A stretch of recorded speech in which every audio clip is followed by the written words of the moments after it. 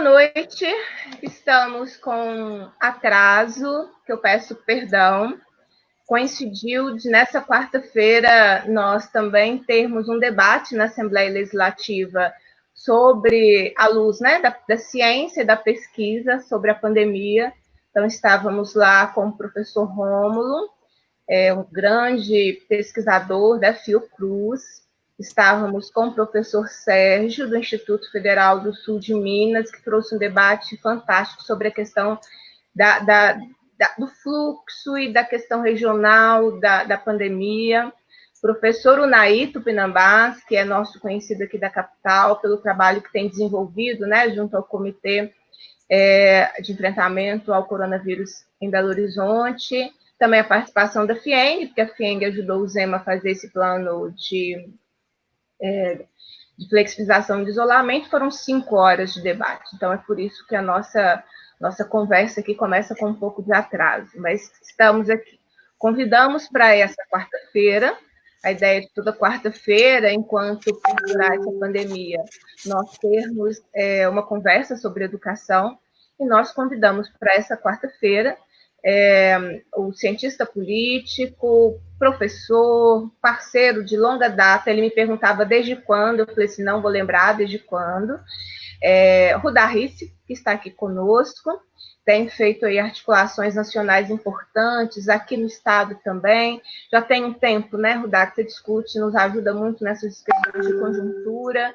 Quando tudo isso começou da pandemia, Rudá conversou muito comigo, né, dizia daquilo que era necessário, e está aqui conosco. Conosco também a Neila, que é assistente social. Neila, que foi vereadora em Belo Horizonte, então tem aí uma importante contribuição no processo político da nossa cidade, conhece a nossa cidade, tem uma articulação importante com setores da área cultural, da ciência, da pesquisa, e a ideia é sempre ter uma participação, além do nosso convidado. Então, a participação da nossa noite é da Neila Batista aqui conosco. Sei que foi um dia muito vamos dizer assim, muito tumultuado para a educação, né? Teve anúncio, pagamento do 13º, imagina, Rudá, mais de 50 mil pessoas da educação estavam sem receber o 13º de 2019, que foi pago hoje do governo do Estado. O governo do Estado também anunciou uma escala vergonhosa, absurda, ridícula de pagamento. Ela é vergonhosa, absurda e ridícula porque o governo tinha o dinheiro para pagar a educação, que a gente está aprendendo a acompanhar orçamento, a gente está aprendendo a discutir números pela receita, porque eles só querem que a gente discuta pela despesa, e nós sabemos que tem recurso desde a semana passada, desde o início do mês, desde o mês passado, que a gente está acompanhando o saldo. Vamos dizer assim, a gente está literalmente acompanhando o extrato do recurso. Então, tinha o dinheiro para fazer o pagamento desde a semana passada, quando outros setores funcionários receberam, mas o governo está fazendo um jogo que depois, Udá, eu vou te convidar para a gente conversar sobre essa conjuntura mineira, porque hoje a gente vai focar na educação, né, mas a gente precisa discutir melhor esse jogo, assim, como é que o governo do Estado está fazendo um jogo político aqui, fica com essa ideia do homem simples, que fala às vezes errado, e é contra o sistema, ou o sistema é contra ele, né, numa vitimização, e o jogo está pesado, né, o jogo que já está sendo colocado aí não é qualquer coisa, mas isso é para uma outra live. E a ideia, então, é a gente conversar sobre educação. Teve essa semana, então, iniciaram, por parte da Secretaria de Estado, né, o que ela chamou de educação não presencial. Muita coisa já aconteceu nessa primeira semana. Nós fazemos um ao vivo com a participação das pessoas, daqui a pouco eu começo, mas eu vou passar uma primeira rodada para as pessoas darem uma boa noite, e aí, na sequência, já vamos começar com você, Rudá. Então, uma rodada aí do boa noite, até todo mundo também chegar para a nossa live, que começou um pouco atrasada. Pia. É o Rudá. Eu? Achei que era a Neila. Fala, Neila, fala, eu falo depois. Não, obrigado pela gentileza. Só uma dúvida, para mim aqui congelou a imagem, eu não sei se para vocês também é normal isso, enfim. Não congelou. A minha está congelada aqui, mas então deve ser só alguma coisa minha aqui. Está funcionando normal, né? Sim. Tá, então tá ótimo. Boa noite a todos e todas. Quero agradecer muito, Bia, pelo convite de participar com vocês. Na verdade, é uma honra poder acompanhar e dar algumas opiniões aí num debate de dois companheiros tão importantes nessa discussão da educação de uma maneira particular e no compromisso, né, com esse momento que nós estamos vivendo. De uma maneira especial, a Bia tem travado aí uma luta árdua em termos da defesa da ciência, da pesquisa, da educação, e tem, felizmente, conseguido muitos aliados, então é um momento muito oportuno esse debate que nós vamos fazer aqui, porque o que nós estamos atravessando não é pouca coisa, não é simples, e a gente precisa de muita gente pensando, trocando ideias, para a gente dar conta de minimamente entender para propor soluções. Bom, boa noite, Bia, Neila, pessoal que está nos assistindo. Bom, vocês sabem muito bem que participar de uma live com vocês duas já rende uma melhoria do meu currículo, né? Já vou até pedir para a minha equipe já colocar lá no Lattes. Eu acho muito importante a gente estar discutindo aqui, não só o que está ocorrendo, mas principalmente o que está me preocupando muito nesse período agora é o day after, né? É o que vai ocorrer nas escolas, principalmente escolas públicas, quando voltar a aula, né? Que deve ser para o final do ano, se ocorrer isso em outubro, novembro ou no ano que vem. E quando ocorrer isso, nós vamos ter muitos alunos nossos com uma destruição da renda da família, desemprego, desespero tentando achar um leito, um hospital, mortes de avós, vai ser algo desesperador para nós, e nós da educação temos que começar a discutir o que é educação num período após uma guerra, né? Algo que o brasileiro não está acostumado, e pelo visto o secretário de Educação do Estado, então, desconhece. Talvez a gente tenha que explicar para eles que a educação é feita de gente, né? Eles ficam discutindo essas bobagens, enquanto a gente está tentando salvar vidas. Qual é o papel da educação quando retornar ao novo normal, né? Que nunca mais vai ser como a gente imaginou. Eu acho muito importante a gente discutir isso. Vamos mudar, a gente já tem aí quase 150 pessoas no nosso ao vivo. Daqui a pouco eu vou começar a ler os comentários, porque a ideia é interagir com as pessoas, né? E eu quero exatamente te perguntar, assim, qual é a sua panorama com o acompanhamento que você faz de várias redes públicas de educação e também particular. Qual é a conjuntura da educação nesse momento na sua avaliação, né? Você já trouxe alguns elementos para a gente que tem uma vida, né, dedicada à educação, é um momento extremamente angustiante, mas compreender o momento nos ajuda também a pensar táticas de enfrentamento, de construções, de pensar o dia seguinte e pensar o dia de hoje. Qual é o panorama da conjuntura na sua avaliação da educação no país e depois aqui no Estado? Bom, em primeiro lugar, nós estamos vivendo no país uma descoordenação das políticas sociais. Isso eu acho que é a primeira coisa que tem que ficar claro, ou seja, o governo federal simplesmente abdicou do papel de coordenação nacional. Então nós temos prefeitos, eu vou começar pela área de saúde, nós temos secretários de saúde, vamos lembrar que 22% dos municípios brasileiros têm menos de 5 mil habitantes.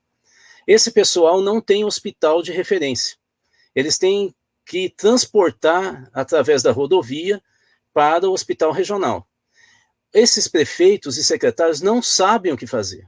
As orientações gerais do SUS são poucas no momento dessa dessa pandemia. Então, os prefeitos não sabem se eles têm que fazer barreira sanitária na entrada e saída da cidade, se, ao colocar na ambulância, ele tem que ter um aparato específico para o enfermeiro médico que vai acompanhar o paciente até o hospital regional. Na volta, ele tem que desinfectar. O que ele tem que fazer? Eles não sabem o que fazer. Então, na área de saúde, é evidente que a gente deveria estar criando comitês territoriais por mesorregião, articulando os secretários de saúde, prefeitos e lideranças sociais, para pelo menos dar informação e criar protocolos. Nós estamos com uma ausência do governo federal e isso desarticula completamente o serviço público. Na educação é a mesma coisa. Nós temos, agora mesmo eu recebi um vídeo da sessão, acho que de hoje, em que o presidente Rodrigo Maia da Câmara dos Deputados vai falar o nome do ministro, ele pede desculpa e fala, eu não posso levar a sério esse ministro. Ele fala isso. Ninguém leva a sério esse ministro. Esse ministro é um provocador, ele não tem projeto para a educação, ele tem projeto mercadológico, né? Há uma intenção muito forte do Weintraub em aproveitar esse momento que as aulas presenciais estão suspensas para enfiar, então, pacotes de curso EAD que vai custar muito caro para a educação pública brasileira, porque esse é o primeiro passo para colocar o pezinho no homeschooling, ou seja, a ideia de depois enfiar uma lei no Brasil, como dos Estados Unidos. Vamos só lembrar, a educação básica dos Estados Unidos é a pior da América. A universitária é reconhecida, mas a educação básica norte-americana é considerada uma das piores do mundo. E é a pior da América. Quem diz isso são eles. Há, inclusive, um documento oficial que se chama Uma Nação em Risco, ela já está fazendo mais de uma década, mas que mostra claramente a situação dos Estados Unidos. E aí ele tenta copiar esse modelo, que é o pior que a gente poderia estar adotando. Então, falta coordenação, e nós temos na área de educação um ministro que quer empresariar a educação pública, quer trazer não só uma espécie de privatização, mas ele quer trazer conteúdos e aulas à distância através de pacotes de gente que normalmente não entende nada de educação, né? Então, esse é o segundo problema. O terceiro, eu já dei uma pincelada agora, que é a história do EAD. Para quem entende de educação, para quem está envolvido há anos, é a sua vida, sabe que nós temos dois problemas com essa história da educação. Eu prometo que esse aqui é o último ponto. Eu gostaria de falar uns 40 minutos, mas aqui é só para introduzir. Nós sabemos que quando a gente fala em AD na educação, principalmente de ensino fundamental, ensino básico de uma maneira geral, nós temos dois grandes problemas. O primeiro deles são aspectos técnicos. Ou seja, primeira grande questão, não há acesso. Não há acesso. Metade dos nossos jovens em idade escolar não tem como pegar o sinal. Por exemplo, em várias regiões rurais de Minas Gerais e do país. Então, 47% a 52%, dependendo da região do país, são famílias que não têm acesso. Ou não têm um computador, então tem que acessar pelo celular, ou não tem acesso à banda larga, ele não tem wireless em casa, ele tem que... eu vi agora, hoje, me mandaram um filme de dois irmãos, aqui em Minas, que tem que subir uma montanha durante a manhã para pegar um sinal para tentar assistir a aula. Olha, isso é uma brincadeira de mau gosto, né? E eu estou dizendo isso porque eu tive uma família que me deu tudo em educação, e eu sei muito bem como que nós que temos tudo em casa, a gente tem uma vantagem sobre aquele aluno que não tem nada em casa. Eu sei disso, eu era o primeiro da turma, ou sempre estava entre os primeiros, mas porque eu tinha tudo na minha casa, eu tinha sala de som, eu tinha quadra de esporte, eu tinha tudo. Então, assim, fica muito difícil. E o primeiro problema, portanto, é acesso. Segunda questão é que os nossos gestores nunca estudaram didática para a educação, principalmente à distância. Então, eles acham que é reproduzir a sala de aula num espaço que é uma tela, e acabou, sem interação, sem qualquer plano de organização, sem mobilidade, fica aquele professor coitado, se humilhando no estado inteiro, tentando dar uma aula e você vê o constrangimento no rosto do professor que está lá na frente da tela, né? E sem nenhum conceito básico de como que você usa esses meios eletrônicos, virtuais, que é típico, inclusive, de gamers, né? Você tem que ter movimento, você tem que ter interação, é o tempo inteiro, né? É outro tipo de aula. O Estado não conhece isso. Ou seja, lançou mão de uma tecnologia de gente que, pelo visto, tem a cabeça do século XIX. Se brincar, eles vão tentar escrever na tela, assim, com giz, alguma coisa assim. Mas, além desses aspectos técnicos, nós temos um aspecto pedagógico, e eu termino aqui essa primeira intervenção. Qual é? Por que é que o aluno tem que ir para a escola? Por que ele tem que estar em espaço físico? É porque a escola não é só para instruir, ao contrário do que o pessoal da escola sem partido acha. Escola é para socializar. O pior é que, como o pessoal da escola sem partido é ignorante, né, eles não conseguem, nunca estudaram. Isso está em toda a história da educação, desde a Roma Antiga. Então, a ideia, o conceito de educação é o conceito da socialização das crianças, dos adolescentes, dos jovens, eles se conhecerem o diferente e aprenderem a lidar com o outro. E, inclusive, a gente estuda livro para a gente poder conhecer a experiência de outro que está escrito naquele livro, né, na linguagem. Mas a escola é para nos envolver com o diferente. Não é? Porque se eu ficar só na minha casa, eu só vou ter a relação privada. O que acontece quando a gente só estuda em casa? A gente pode ser ótimo matemático, mas nós vamos ser racistas. Né? Nós vamos ser sexistas, nós vamos ser pessoas que não sabem lidar com a diferença. Né? Então, a escola tem esse sentido da socialização e do diálogo com o diferente para que a gente entre na humanidade. Eu vou ser bem claro, escola que não tem contato com o outro, que não tem a diferença o tempo inteiro me provocando e também gerando uma situação em que eu tenho que aprender a ser humilde, a pedir desculpa, a pedir por favor. Né? Escola que não tem isso gera gente desumana. Quem disse isso foi Hannah Arendt. Ela dizia, nós não nascemos humanos, nós aprendemos a ser humanos pela educação. Esse é o drama que nós estamos vivendo nesse momento. Nossa, fantástico. Eu peço desculpas, a Juju resolveu participar da live hoje. Ela está aqui. Ótimo. Eu peço desculpas. Meu amigo Oswaldo Lopes, que é deputado estadual, que ia gostar de ver a Juju aqui. Rudá, assim, já tem algumas pessoas, a gente tem quase 300 pessoas já nos acompanhando. A Márcia Barreto dizendo, Rudá, sempre coerente. O Francisco agradecendo pela oportunidade do bom debate com pessoas lúcidas, no caso, acho que somos nós.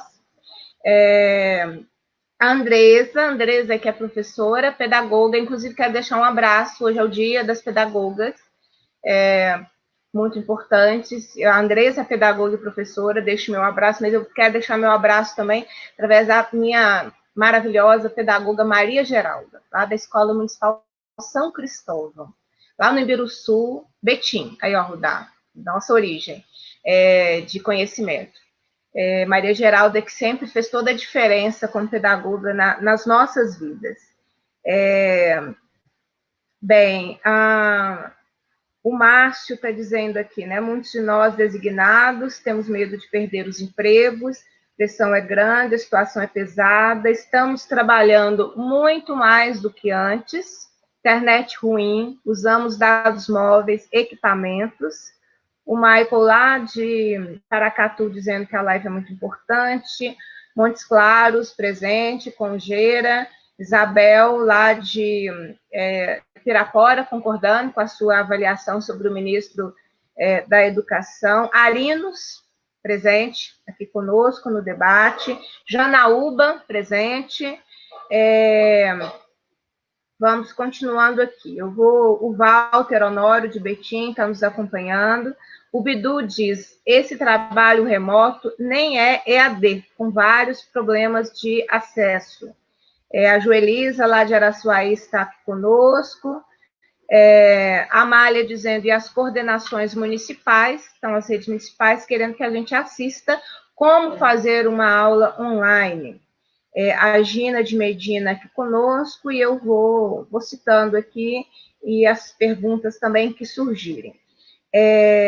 Neila, como é que tem sido a sua percepção, você que é assistente social, eu sei que você está aí num trabalho, numa rede de solidariedade nesse momento da pandemia, contato com várias pessoas, né, em Belo Horizonte. Como é que você está percebendo desse olhar seu diante desse momento que a escola está vivendo?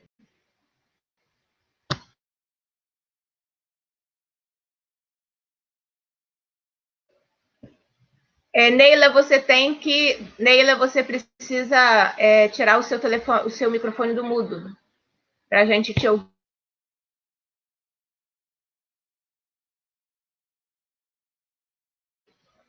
Continua mudo, Neila.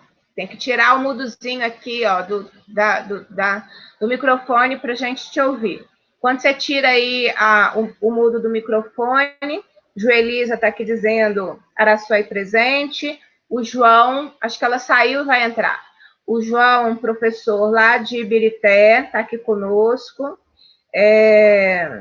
Professores, a Rosivânia Nunes, lá de Montes Claros.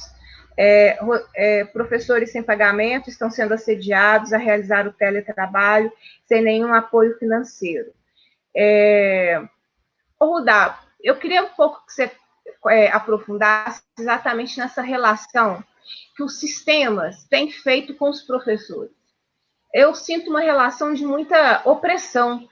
Eu tive uma experiência, entre várias, mas como presidente da Comissão de Educação, eu estive numa escola em Venda Nova, que estava enfrentando fusão de turma. E aí, fui com uma tarefa do diálogo, escutei alunos, depois nós escutamos professores. Num determinado momento, estávamos todos nós chorando pelo processo opressivo que estavam todos vivendo. E eu passei por uma outra experiência também, numa escola estadual em Brumadinho. Aí, já com uma tarefa de acompanhar o pós-crime da Vale, nesse momento, eu queria conversar com os professores e foi criado todo um ambiente para que eu não ouvisse os professores. Eu sentada na sala dos professores, o sinal tocou uma vez, tocou a segunda e eu não levantei. Mas, assim, como um ambiente muito difícil para a nossa profissão. E a gente precisa conversar sobre isso também, porque são esses profissionais que estão no dia a dia da escola. E eu sei que você tem bastante diálogo com trabalhadores em educação. Como é que você está vendo como a nossa profissão está sendo tratada nesse momento da pandemia, que as questões têm se aprofundado? Bom, Bia, eu acho que são dois lados da moeda. Um lado é como que a direita, a extrema-direita no Brasil, decidiu transformar servidor público, e no caso da educação, os professores, em alvo, né? E para fazer isso, para quem não conhece muito qual é a estratégia deles, eu vou mostrar esse livro aqui. A vantagem de fazer live é isso, né? Que você pode... Esse livro aqui, Os Engenheiros do Caos, é um livrinho, olha, ele não é nada grande, que explica um pouco como esse pessoal que trabalha com algoritmo e política vem, que são vários, gente da Hungria, gente da Itália, dos Estados Unidos, eles vêm trabalhando há alguns anos com essa ideia de tentar criar ou fomentar uma minoria fanática, que não pode pensar, e para não poder pensar, ela não pode conversar entre eles. E a ideia é que o líder desse fanatismo, que é uma pessoa que centraliza todas as informações nele, ou seja, é uma estrutura de fanáticos que não fala entre eles, fala com o líder ou com o núcleo central. Isso em todos os lugares. Com o Orbán na Hungria, o Bannon nos Estados Unidos e assim por diante. Bom, e aí a ideia central é que o discurso do líder seja sempre agressivo, mesmo que não tenha muita lógica, ele tem que fazer o discurso diário para que essa minoria ataque a maioria, que é mais reflexiva, que não é fanática, e principalmente visem a franja dessa maioria que obviamente a franja tem mais dúvida. Fala, mas será que o que eles estão falando é verdade? Será que a Terra é plana mesmo, né? E aí é esse o pessoal que eles visam para poder ir quebrando a maioria, que é mais racional. E é assim que se construiu, na verdade, o nazismo e o fascismo, né? No século passado. Essa é a ideia. Então, para isso tem que ter inimigos. E esse pessoal na educação decidiu atacar os profissionais da educação. Por quê? Porque eles visam a privatização da educação, que é através da possibilidade dos pais darem aula para os filhos, como a maioria dos pais no Brasil ou tem baixa instrução ou trabalha tanto que ele não tem como se dedicar aos filhos, eles serão obrigados a comprar pacotes de EAD dessas empresas que a gente já está acostumado a ver, inclusive aqui em Minas. E aí o que ocorre? Vai surgir a ideia do voucher, que é uma ideia antiga, né, de ultraliberais, de que o Estado, ao invés de investir na educação, portanto, os designados, para mim, já deveriam estar se organizando nesse momento através de reuniões virtuais, com esses mecanismos aqui que a gente tem. Eu acho muito importante, porque não é por causa da pandemia que o seu emprego está em risco, é porque existe um projeto por trás de se privatizar a educação pública. É por isso que você vê... O que aconteceu? Começou a venda de oficinas no segundo tempo, depois a gente vem com cursos para professor. Você imagina, 25% dos municípios do estado de São Paulo, eles, ao invés de adquirir os melhores livros didáticos do país através do PNLD, eles compram apostila de empresas. Então, para você ver como que não tem lógica, né? E apostilas que são muito ruins, e com discurso, os alunos pobres têm que ter o mesmo direito dos ricos. Se é para ter direito, então que a gente aumente o imposto sobre quem tem mais dinheiro e obrigue todos os alunos a estudar em escola pública. Aí é o mesmo direito, né? E não uma apostila, né, em que alguém ganha muito com isso, né? Então, essa é a estrutura de pensamento desse pessoal. A minha equipe, a gente vem fazendo muitas pesquisas sobre condições de trabalho em redes públicas de educação.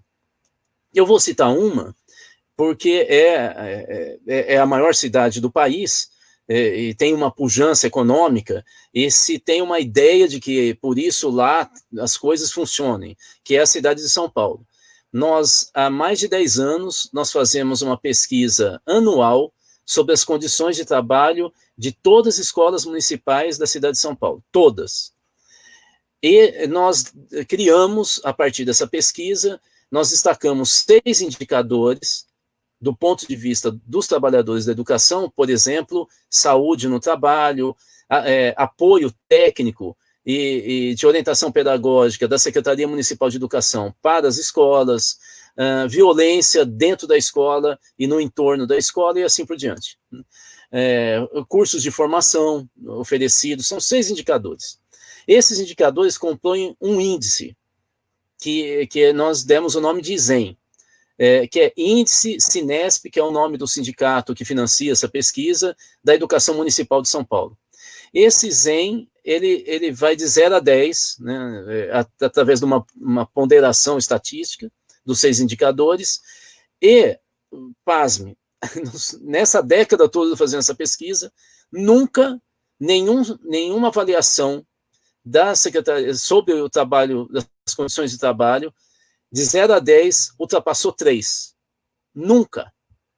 Há situações que são, assim, escandalosas. Por exemplo, os secretários de educação dos vários governos nunca ouvem os diretores e os professores. Conclusão, eles jogam dinheiro fora.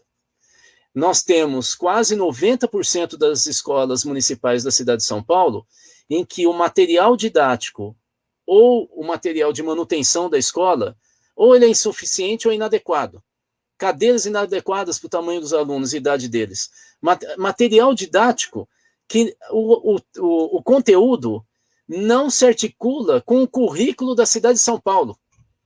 São Paulo fez uma matriz curricular mais avançada do que a BNCC, chamada Currículo São Paulo. O governo elaborou um currículo municipal e o material didático que eles enviam não fala sobre isso. Então, assim, e por quê? Porque não tem escuta. Pior, em torno de 70% da categoria tem problemas de adoecimento vinculados à síndrome de burnout, né? Estresse, depressão, alguns problemas como dor de cabeça e dor na coluna também é importante. E 94% da categoria trabalha ao longo do ano com febre ou dor de cabeça. Então, assim, essa é a situação do dia a dia da rede municipal de ensino da cidade mais rica do país, a maior cidade.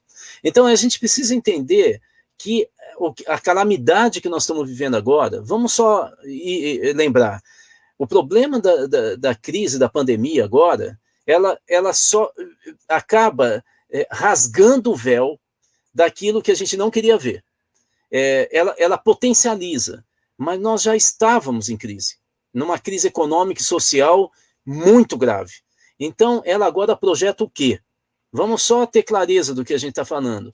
Segundo o último balanço dos Estados Unidos, através de um modelo de análise e projeção das mortes, né, no mundo, feito pela Inglaterra, nós chegaremos em agosto a 90 mil mortes no Brasil. 90 mil em agosto. Daqui 2 meses e meio. Nós não chegamos ainda a 20 mil. Então, imagine, nós não chegamos na metade da crise, e nós vamos chegar possivelmente no final desse mês ou início do próximo, em junho. Então, esse negócio de abrir o comércio é uma loucura total. Quer dizer, só gente insensata que pensa nisso. Né? Prefere ter comércio para morrer, né? Talvez com o último salário que ele vai receber na vida.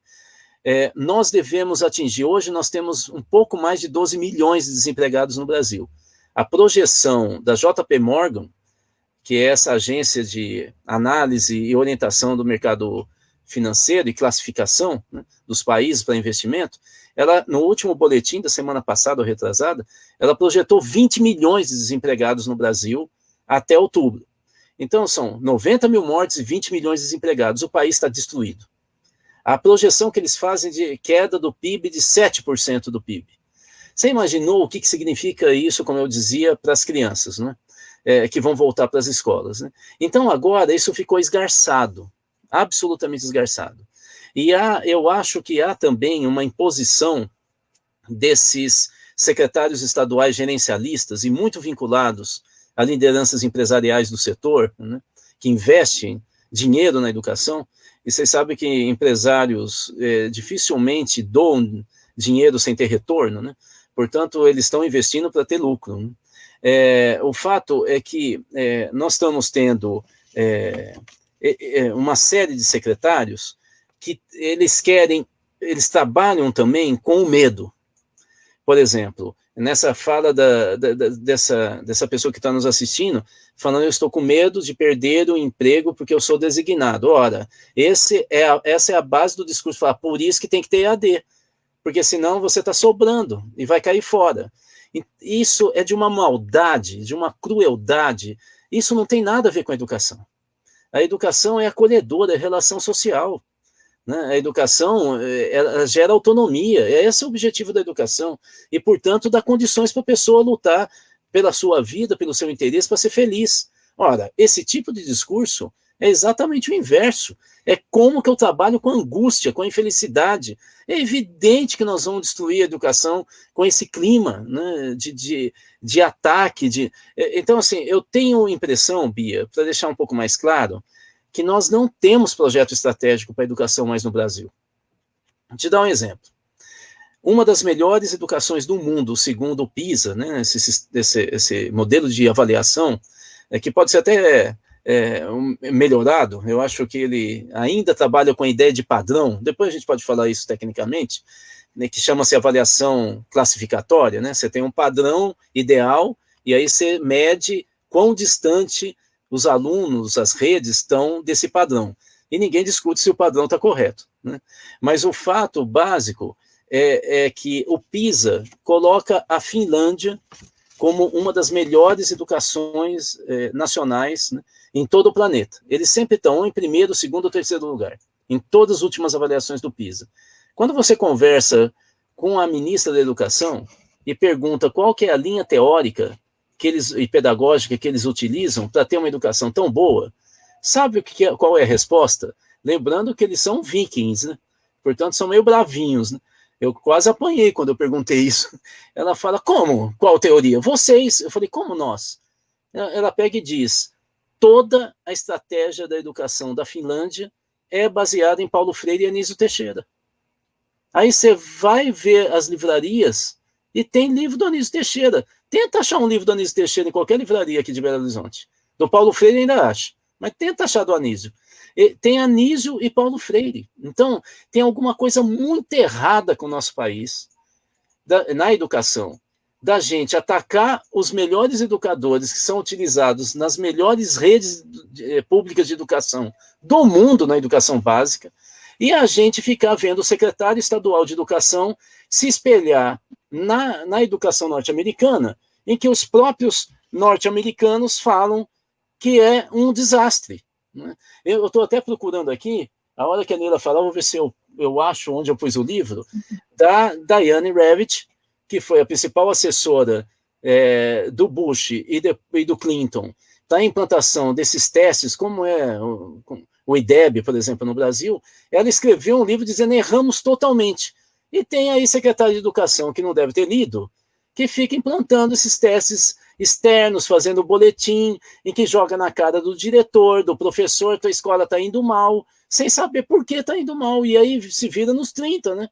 Então a educação brasileira está indo mal, sabe por quê? Porque ela não é brasileira, porque ela não respeita o Brasil, porque ela fala de coisa externa, fala de gerencialismo, cheio de estatística, burocracia, tabelinha, que nenhum deles lê. Porque quando você vai perguntar, como é que está o Vale de Jequitinhonha? E por que assim? Qual é o perfil das mães? Eles não sabem falar, eles nem leem os boletins, eles nem fazem análise da educação mineira. Tanto é verdade que a gente não consegue, parece um barco furado. Melhora um indicador, piora o outro. Região com bons resultados e regiões em Minas Gerais, como se aqui fosse um mundo todo, em situação deplorável. Aulas de educação física sendo feitas em sala de aula, fechada.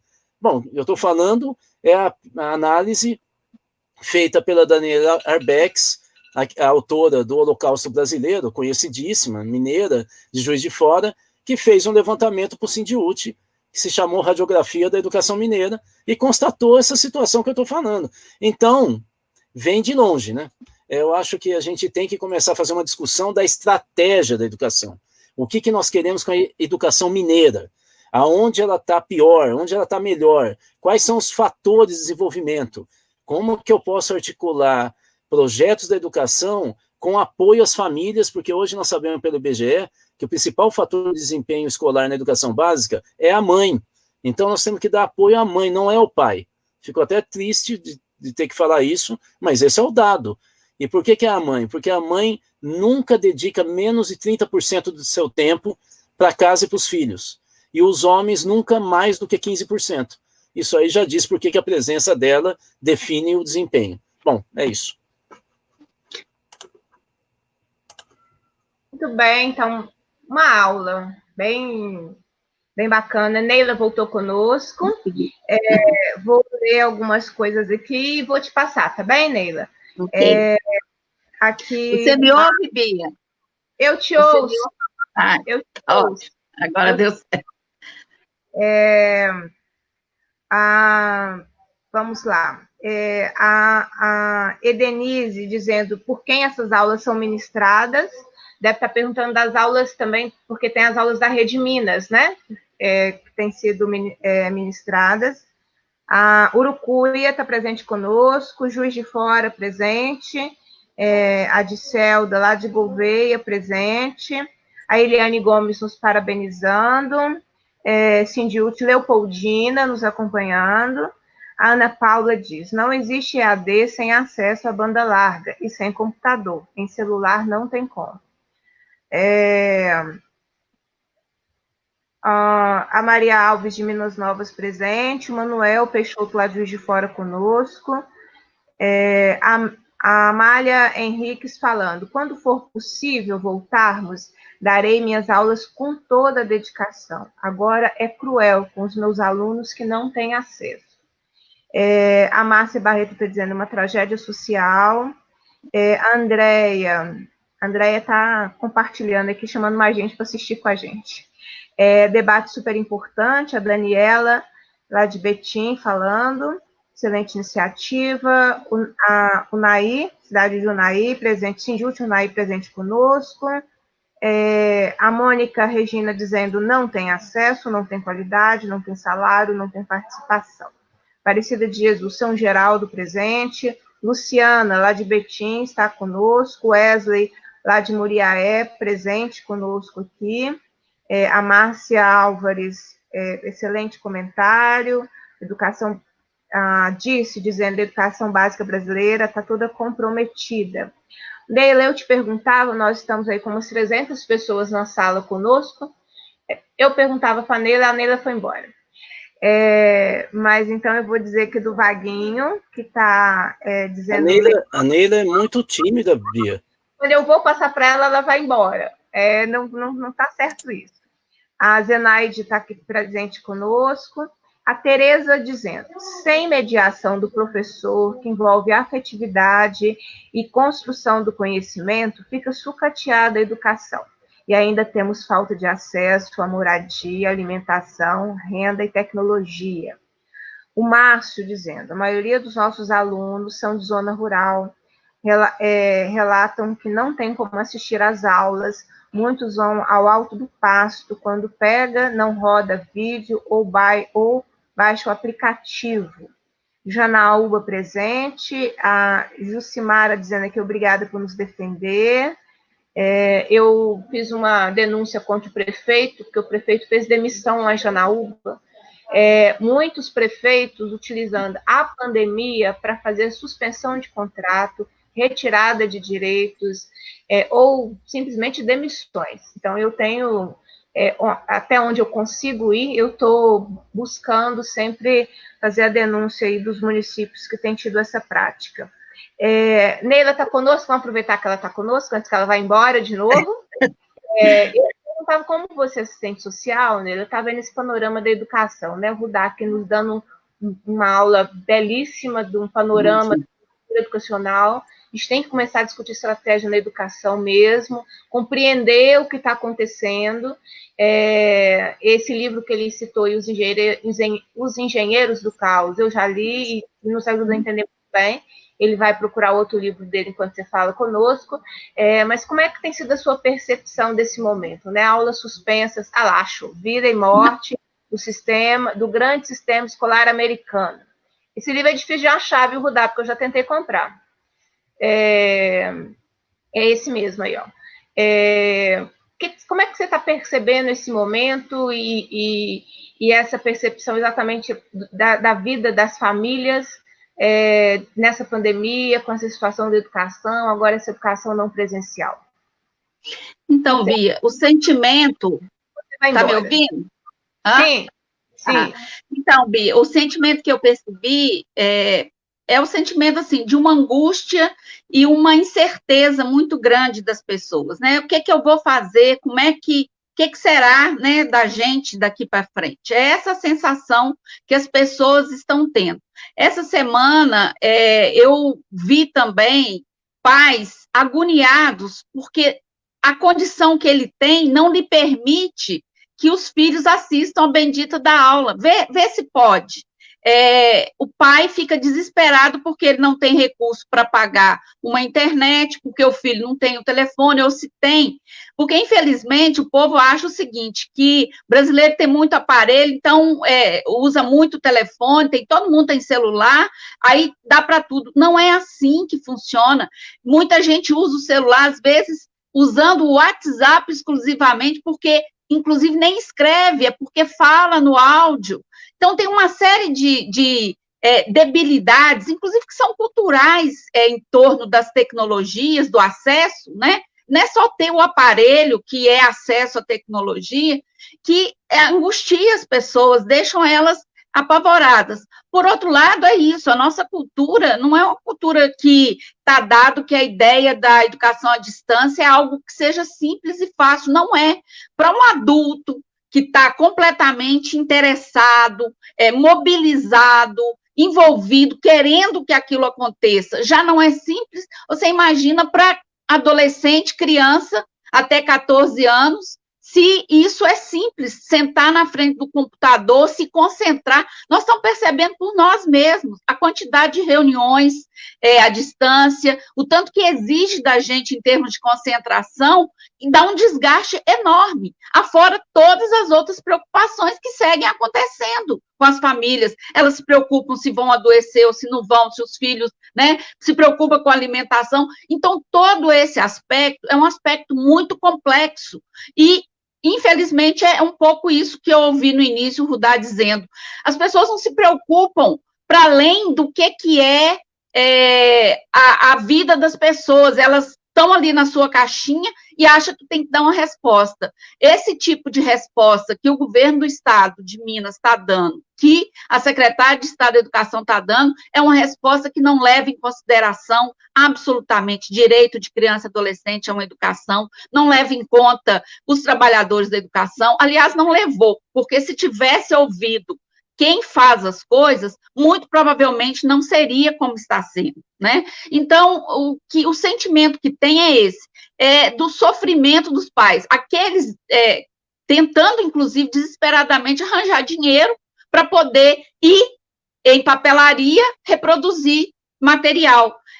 E o conteúdo, né? Eu já recebi hoje mesmo de algumas mães um conteúdo, assim, que é sofrível, não guarda relação com aquilo que estava sendo trabalhado e, além de tudo, tem elementos machistas, homofóbicos, terríveis no conteúdo de aulas dessa semana, que o pessoal já percebeu e já notou. Então, assim, é um desserviço que eu acho que está sendo prestado, usando o dinheiro da educação, que é mais grave, para algo que não contribui. E o Estado, na minha opinião, trabalhando para aprofundar ainda mais essa distância, desigualdade que existe já hoje, com os dados, né, as informações que nós temos, o Rudá bem disse aí no final, em relação à situação da educação em Minas Gerais. É isso que nós vamos produzir, um Estado com uma estratosférica, abissal desigualdade no que diz respeito a essa geração.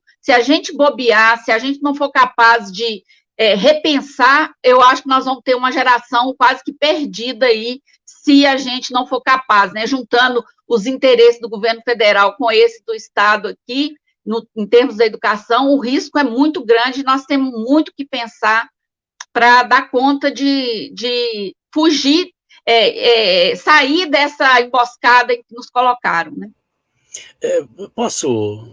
Bia, posso?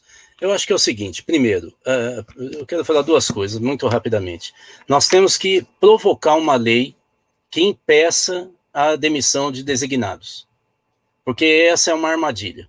Se a gente ficar nessa brincadeira, os designados, no desespero, vão acabar tendo que apoiar, para poder se manter, esse absurdo pedagógico que vai atacar a vida dos nossos alunos, principalmente nas áreas rurais, nas áreas mais pobres, de baixo acesso. Ou seja, esse mecanismo do medo e do uso do medo através do designado tem que ser cortado já, para que o designado se sinta seguro, porque ele é um profissional do Estado, e não é porque em cima de uma pandemia que ele vai ser descartado. Olha, eu estou falando algo que está sendo discutido na Europa, não tem designado lá, os professores são por dedicação exclusiva na educação básica. Eu conheço vários países que têm essa lógica na Europa, mas há uma discussão sobre esse tipo de serviço, por exemplo, terceirizado, que eles estão garantindo o emprego no serviço público. E eu acho que está na hora da gente ser um pouco mais agressivo aqui e falar, olha, chega de fazer esse tipo de terror com o trabalhador. O trabalhador trabalha, então ele não está parado porque ele é vagabundo. Ele está parado porque se ele for trabalhar ele vai morrer. Então, se é uma questão de saúde pública, e nós somos a 8ª economia do mundo, gente. Nós não somos um país pobre. Nós somos a 8ª economia do mundo. É engraçado como os brasileiros não têm noção da pujança do Brasil e o que nós temos de dinheiro. Né? Se nós temos dinheiro para bancar banco, que são tão ricos, como que não tem dinheiro para bancar um designado? E nós estamos falando do 3º PIB estadual do país, depois de São Paulo e Rio, é o mineiro. É lógico que é super mal administrado, mas tem dinheiro. Tem dinheiro do Fundeb, tem dinheiro... basta conversar com o pessoal do Conselho Estadual de Educação de Minas Gerais. Eles vão falar o que está acontecendo lá. Bom, então, essa é a primeira questão. Acho que nós temos que ter uma lei para garantir o emprego até o fim da pandemia dos designados, porque eles não estão numa situação de férias, né? É uma questão de defesa da vida e de saúde pública. A segunda questão é o seguinte, acho que já deixei claro que não é possível a gente pensar a educação através de exclusivamente EAD. Quer dizer, educação é contato, é relação social, é apoio, né? É estímulo. Né? E quem é professor sabe o que eu estou falando. Você não dá aula olhando para o aluno na tela, você dá aula, inclusive, olhando a relação entre eles. Né? Sabendo, quem é professor por paixão sabe que dá aula pelo brilho no olhar do aluno. Quer dizer, quando você vê ele olhando para você fixamente, dando cutucada no colega do lado, e o olho brilhando, você vai, acertei. Né? Eu estou conseguindo pegar... E é assim que é a aula. Mas mesmo assim, vamos imaginar que seria EAD. Eu queria só entrar um pouquinho nisso, porque não está se discutindo tecnicamente. Vamos começar pela primeira questão técnica, que me parece que a Secretaria Estadual de Educação focou inicialmente nisso. O grau de atenção, o tempo de atenção de pré-adolescente e adolescente, em qualquer situação, até filme, é de 20 minutos. Daí que vem, talvez, a aula de 20 minutos. Que tem um monte de pai falando, mas só 20 minutos? Porque a atenção para assistir um filme, inclusive os filmes de verão norte-americanos, eles são pensados nesse gradiente emocional. Eles vão para um ápice, que dura no máximo 20 minutos, e depois cai em alguma situação romantizada ou intelectualizada e volta de novo para a ação. Porque o grau de atenção é esse. Bom, mas aí vem o erro da secretaria. Aí ela pega os 20 minutos e dá uma aula morna, estática, autoritária, daquela concepção pedagógica tradicional, que tem o bambambam que fala e o outro fica assistindo porque eles são totalmente ignorantes, não tem o que dizer. Ora, como é que se usa hoje essa tecnologia com jovem, com criança, adolescente? Se usa com o inverso da técnica que eles estão usando. Começa ouvindo, com participação. Aí ele vai falar, não, mas como que eu vou abrir para milhares e milhares de alunos? Não, escolha por região. Hoje nós vamos ter uma aula e nós vamos ouvir o pessoal do Vale de Jequitinhonha, em especial o pessoal de Rubim, ou sei lá, Araçuaí. E aí em Araçuaí tem o pessoal, nós vamos pegar os primeiros que se inscreveram aqui para poder falar, porque você avisa antes, foram tal. Esses 4 pode falar aqui.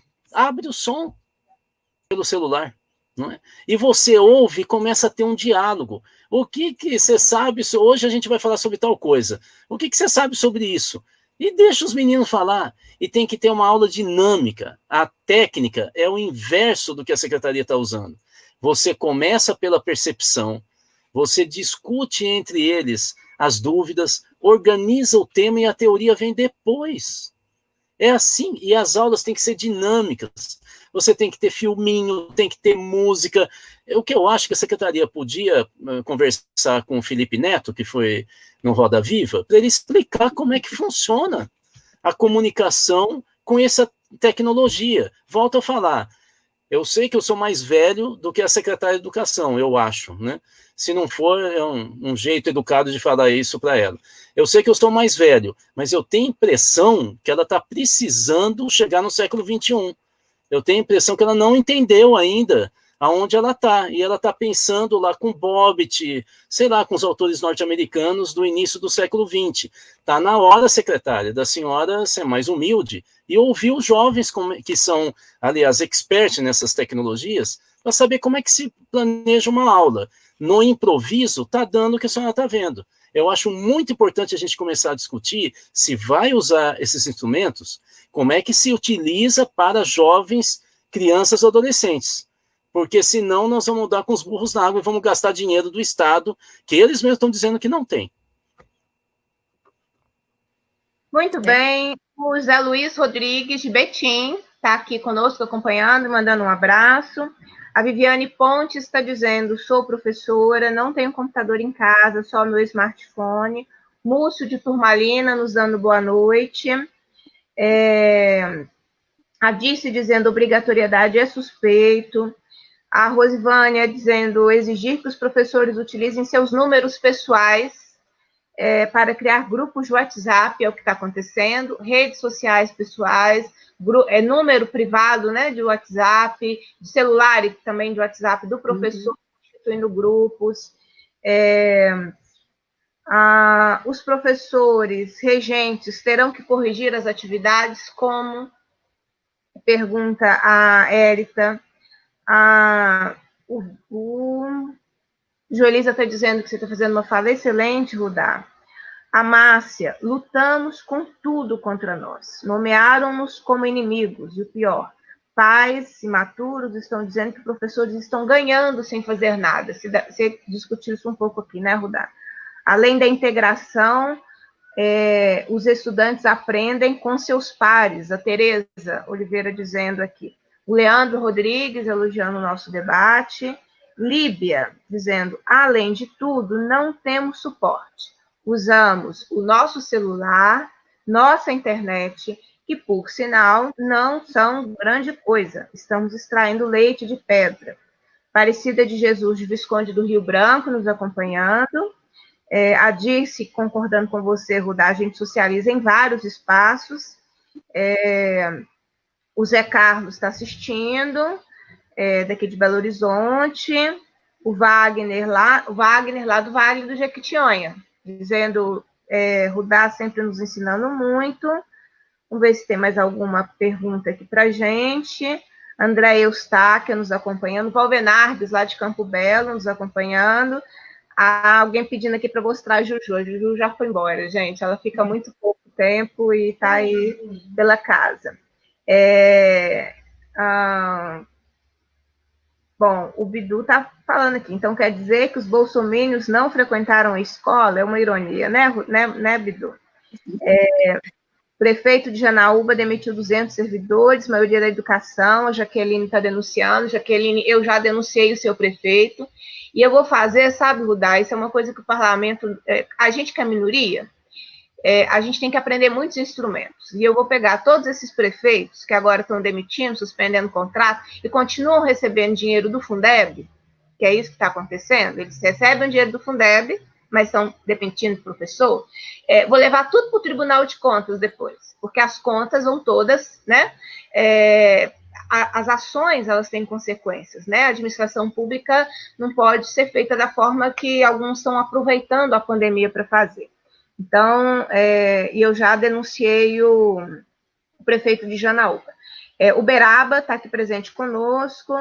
Precisamos de lucidez nesse momento. O Francisco, o objetivo de conversar é exatamente esse, né? Assim, a gente traz, dialoga pontos de vista que não necessariamente são iguais, mas o que eu estava sentindo falta é exatamente disso, que a gente tenha momentos de escutar as pessoas, né? E é por isso que eu faço tanta leitura de quem está aqui, porque eu acho que a live tem sentido quando a gente escuta também quem está aqui.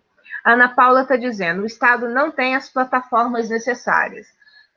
Os aplicativos do Google não dão conta, mas é necessário ter banda larga.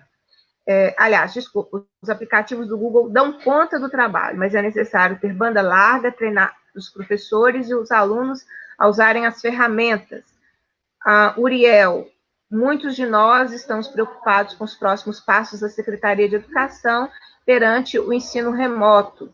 Bocaiúva, presente aqui. Tamares, presente aqui conosco.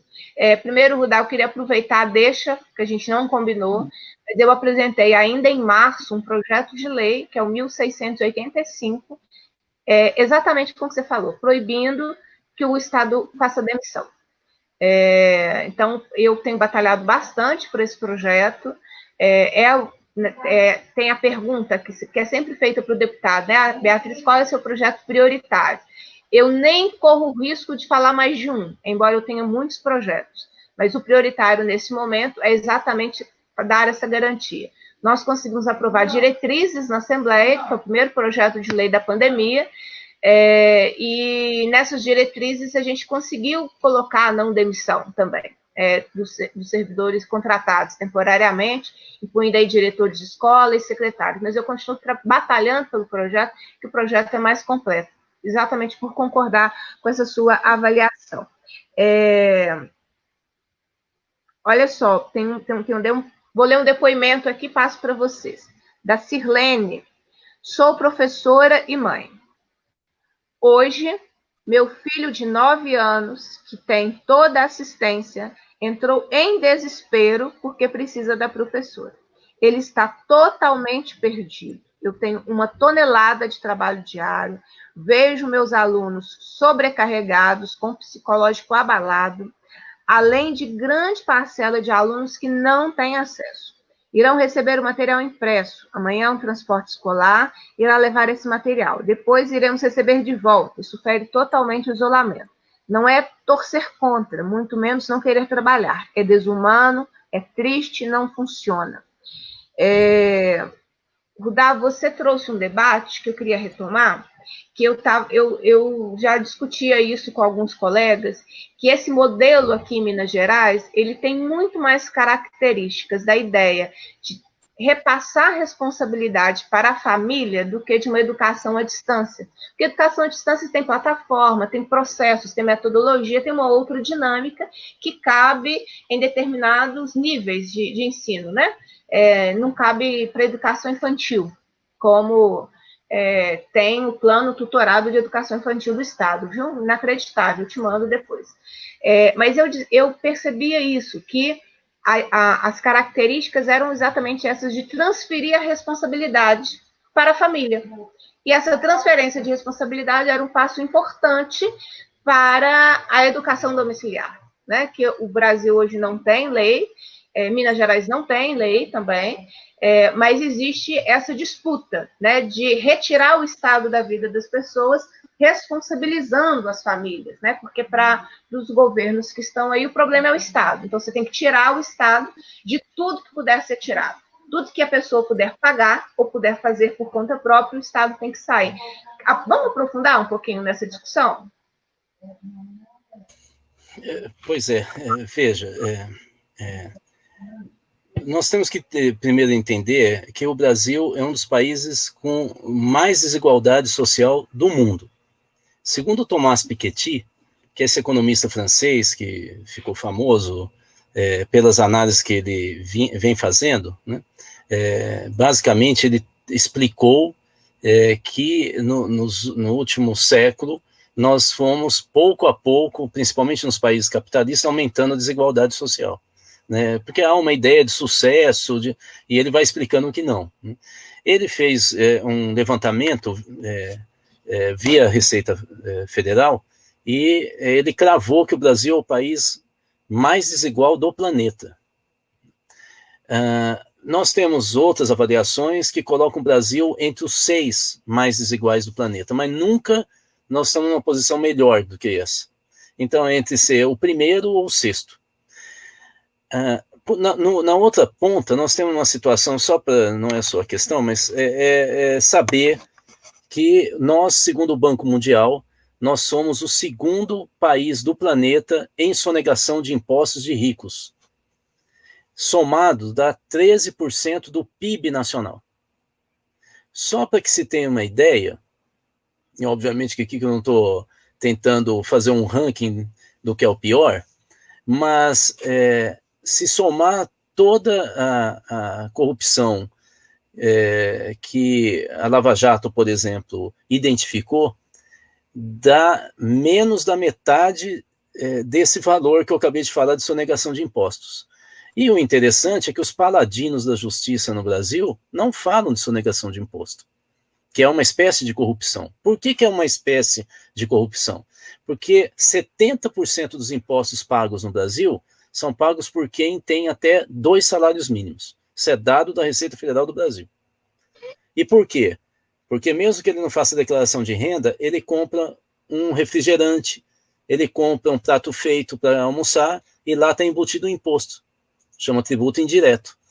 E esse pessoal coloca uma parcela imensa do seu salário, da sua renda, nesses impostos indiretos.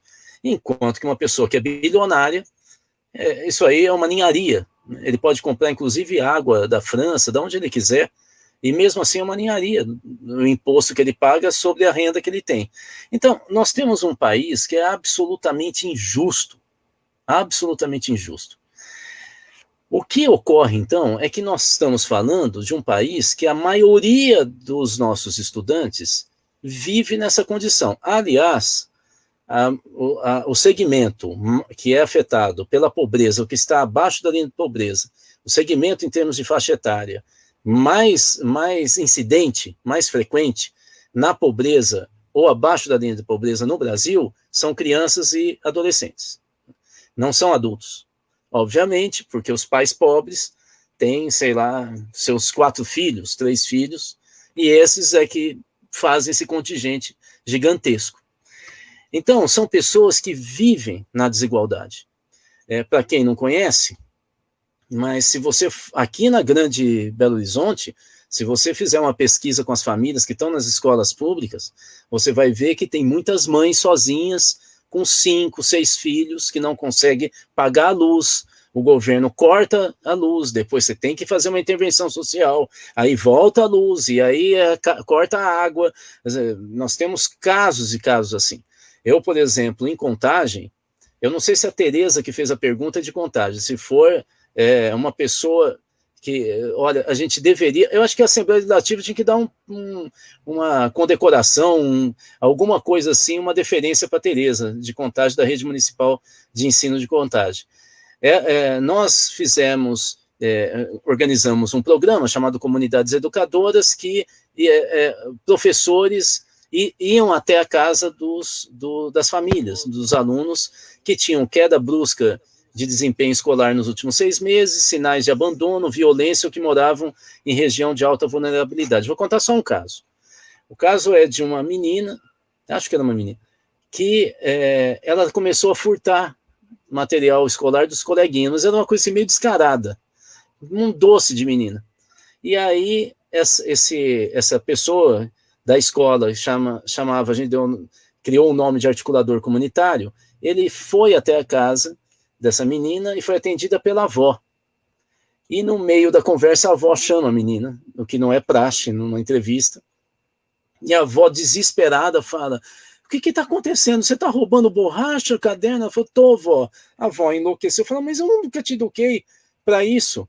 E aí a menina diz: não, vó, eu estou roubando porque assim eu sou presa e eu fico com a mãe na cadeia. A mãe era mula do tráfico. E aí a Secretaria Municipal de Educação, junto com o articulador, os diretores, foram até o juiz e ele colocou uma tornozeleira eletrônica e a mãe voltou e a menina seguiu carreira.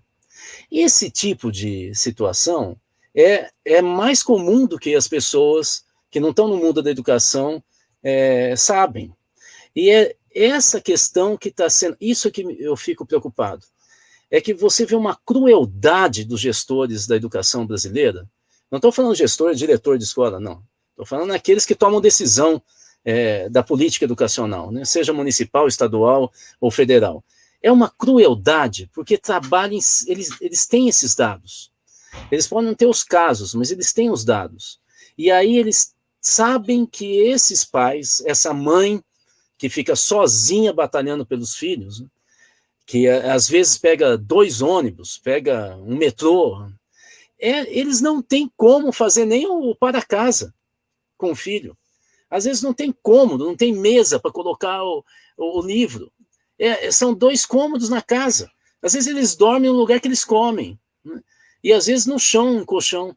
E aí você pega em cima dessa penúria, dessa desigualdade, você enfia um pacote de EAD. Porque você já imaginou a quantidade de filho que está voltando para casa e fala: pô, pai, Você não tem como comprar um celular melhor? Tem gente lá que eu vi que está com laptop na cama dele, e eu não posso não, pai? O que você fez de errado na vida? Para ser tão pobre assim, de não conseguir nem dar o mínimo para mim? Você quer que eu continue pobre como você? Ou seja, será que quem trabalha na educação pode fazer isso com uma criança, com um adolescente?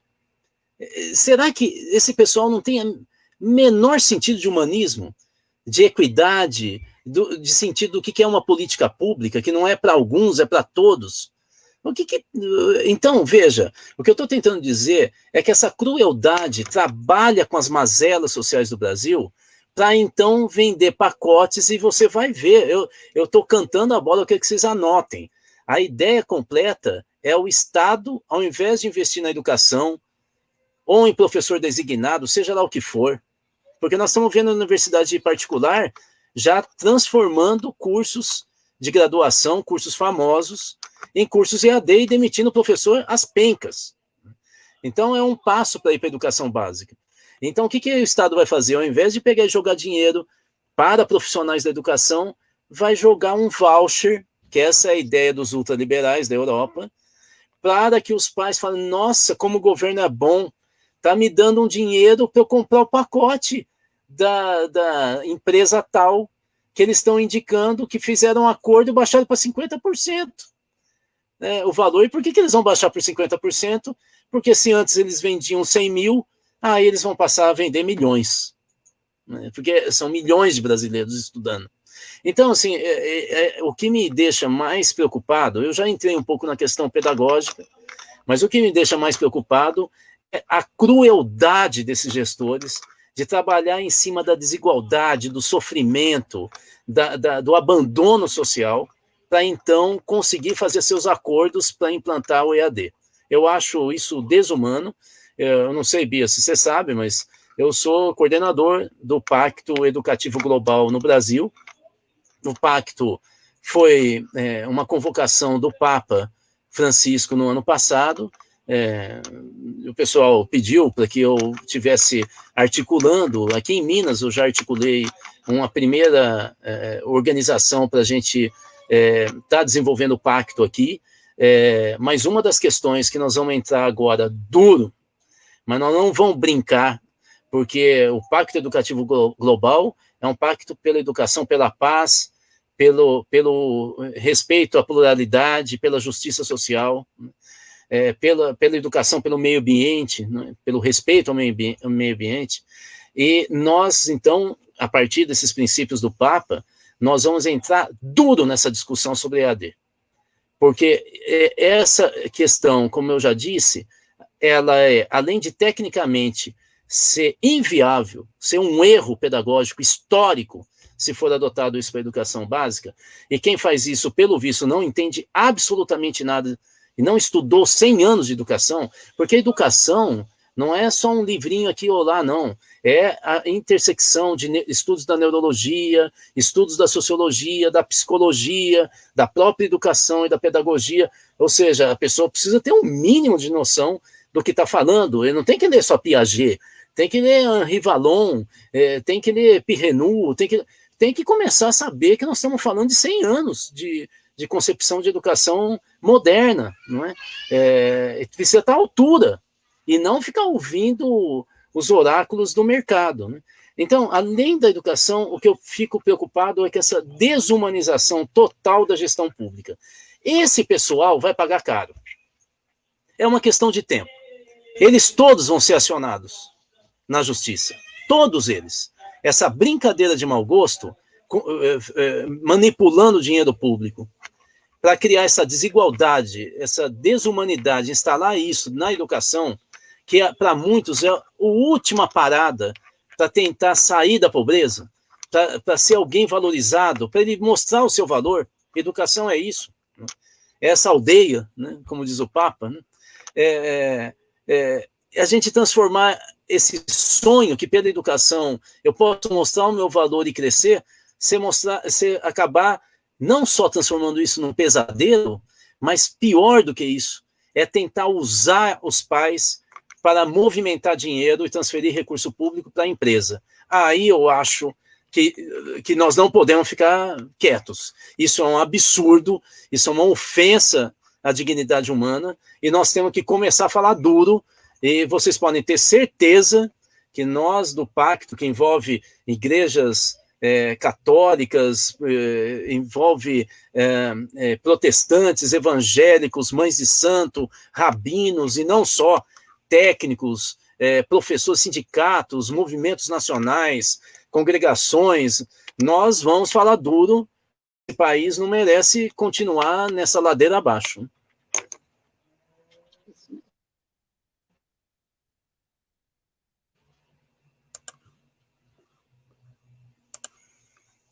Opa!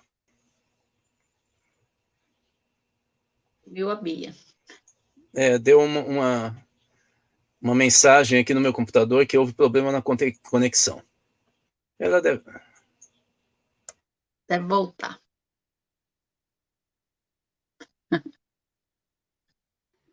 Parou tudo e voltou. Voltou. Mas você estava dizendo que ia pegar pesado, Rudá, com a turma da educação. Não, eu sozinho. A minha única força é que eu sou corintiano, né? Mas é uma articulação nacional importante, vinculada ao Papa, né? E nós vamos querer discutir bem o que é uma educação justa no Brasil, né? E passa por essa questão do EAD. Eu acho que é exatamente a gente começar a discutir esse contexto que nós estamos para que a gente possa trabalhar para modificá-lo. Eu queria ler 2 comentários aqui, Rudá. Fiz um compromisso com você de horário. Você acredita que a gente já está conversando há mais de 1 hora? Nem pareceu, né? Eu nem senti. Mas eu vou achar aqui um comentário que foi feito por um professor e vou respondê-lo aqui deixa eu só achar aqui também. Que ele pergunta sobre a decisão.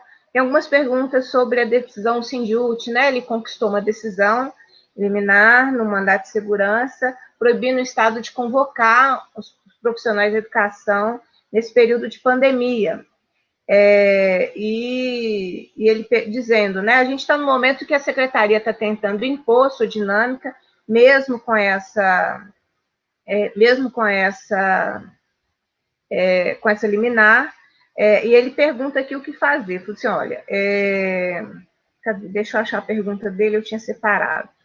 Mas ele pergunta, então, o que fazer. Falei assim, olha, o que precisa fazer o sindicato tem as orientações, está no site da entidade, a decisão liminar permanece, não teve alteração do Tribunal de Justiça, exatamente diante de todo esse processo que o Rudá nos trouxe, da pandemia, do isolamento.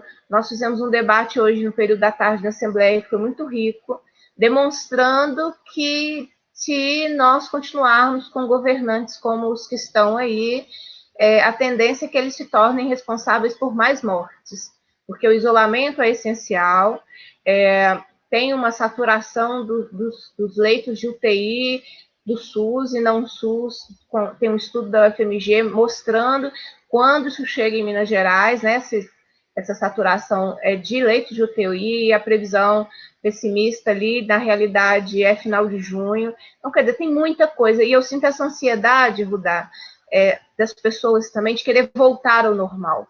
Como se, de repente, o vírus sumisse e nós voltássemos ao que era antes. E eu queria exatamente finalizar com essa discussão que você trouxe aqui. Antes, a Rosa Maria pergunta, a live vai ficar salva? Vai, fica aqui na nossa página sempre, as pessoas podem ver depois. Eu achei, Rudá, aqui, a contextualização que você fez da educação foi perfeita. A gente precisa conversar sobre isso. E você nos desafiou a pensar o que queremos para a educação, né, mineira, e no momento que nós não temos estratégia para a educação do país. Eu acho que é um desafio que eu vou levar. Nós vamos nos articular. Hoje, Minas Gerais não tem projeto político-pedagógico, né? Enquanto dessa concepção de educação, nós estamos conversando.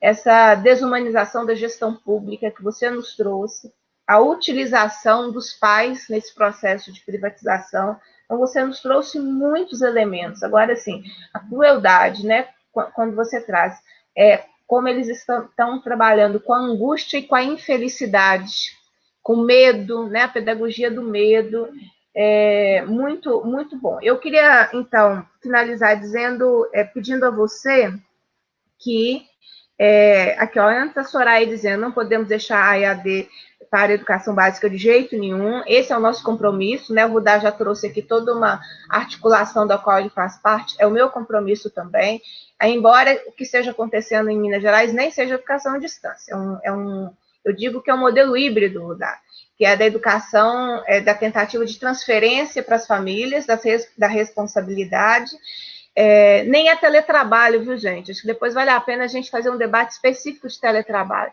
porque o conceito, a caracterização de teletrabalho não é nada do que o Estado está impondo para os seus profissionais também. Como a gente não tinha uma experiência anterior disso, caiu no colo de todos os profissionais da educação e a gente acha que isso aí é teletrabalho. Me comprometo a fazer esse debate.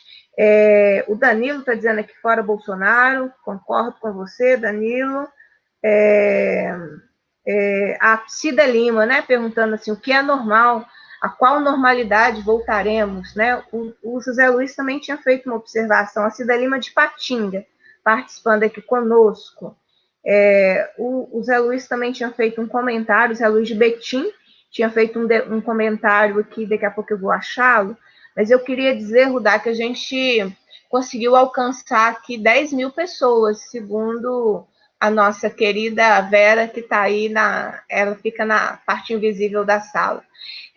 Eu queria, então, que para a gente ir para as considerações finais, o que fazer nesse momento dessa conjuntura também? Você trouxe vários elementos, mas eu acho que é uma função minha como quem está aqui propondo o debate, fazer sempre essa pergunta para que nós possamos construir juntos. Educação, o que fazer? Na sua avaliação, diante desse panorama da educação nacional e estadual que você nos trouxe, o que fazer? Bom, Bia, nós temos mais 3 horas, é isso? Bom, então, vamos lá. Antes, deixa eu te falar uma coisa. Eu estou recebendo um monte de mensagem aqui. A Madalena Dias pediu para falar para você, mandar para você e para a Neila um abraço, conselheiro de saúde aqui em BH. Bom, Bia, nós temos... sobre o day after, sobre o dia seguinte, que alguém aí falou, nós temos que ter clareza que nós vamos mudar o patamar civilizatório. Nós vamos ser outra civilização. Eu vou dar só alguns exemplos. Vários países da Europa já começam a definir a reabertura, e na Ásia, de hotéis com uma escala muito menor. As pessoas vão fazer o check-in no hotel, recebem um kit de máscara com gel, com álcool gel e luva. Na hora do café da manhã, não tem mais mesa de café da manhã com fruta, com cereais, pães. Você recebe um kit de café da manhã fechado a vácuo. Onde ainda está se falando em usar transporte público, porque há hoje uma grande movimentação na Europa e discussão para se usar mais bicicleta, monociclo, ou usar uma espécie, lá, eu vou falar o nome aqui, não é bem isso, uma espécie de Uber coletivo, e voltar atrás com transporte coletivo de massa. Vocês terem uma ideia de qual é a discussão. E nos ônibus, ou seja, transporte coletivo de massa, agora vocês vão entender por que está se falando em pouco a pouco extinguir, a distância agora exigida é de 1 metro, o que significa você tirar o banco na tua lateral e o da frente. Você imagina o custo, então, do transporte coletivo a partir daí. Né? Nós vamos mudar o jeito de viver. Nós não vamos ser mais iguais. Por exemplo, aviões e restaurantes, já está se falando em colocar uma placa de acrílico separando as poltronas, ou a pessoa que senta na mesa num restaurante. Se você buscar na internet, você vai ver vários restaurantes da Ásia e bares, lanchonetes já estão usando isso. É uma placa de acrílico para você não ter dispersão de saliva, porque essa é a forma, hoje se sabe, mais grave de contaminação e disseminação do vírus. Mas por que está se fazendo isso? Porque esse é um vírus até delicado. O que os epidemiologistas estão analisando é que nós teremos nos próximos 2 ou 3 anos uma crise muito maior. Eles já falam vários nomes de vírus. Então nós temos que entender que essa ideia da gente ficar andando na rua o tempo inteiro, fazendo o que a gente quer, indo para lugar com aglomeração, inclusive movimento social, já começa a discutir isso. Como é que você vai fazer passeata na rua? Claro que quem é fanático e maluco, né, extremado, vai fazer e vai morrer, como a gente está vendo o tempo inteiro aparecendo. Tá um manifestante que foi lá, com a bandeirinha, não sei do que, morreu. Assim, aos montes nós estamos vendo. Porque querem, eu vejo que é até um problema psicológico, não é uma maldade. Ele quer eliminar a realidade da frente dele, porque é muito dolorida o perigo. Ele não sabe como lidar, aí ele fantasia. Essa questão da fuga da realidade é algo que não é tão incomum, né? Principalmente nos estudos da psicologia, né? Então, a gente tem que entender que nós estamos em um outro patamar civilizatório depois dessa crise. Nós temos que entender que nós só vamos sair da crise possivelmente perto do Natal, novembro, dezembro, não vai ser antes.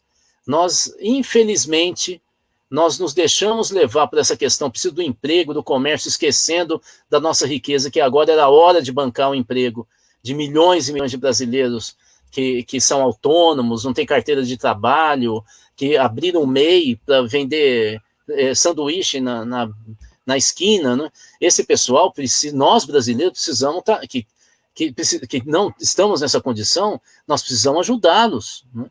Nós precisamos ajudar a população que mora na rua, que está em situação de rua, precisamos ajudar quilombola, indígena, precisamos ajudar moradores de favela, que tiveram já 80% da população das favelas no Brasil, tiveram queda de receita já, e estavam com problema de estoque de alimento que duraria uma semana, 15 dias atrás.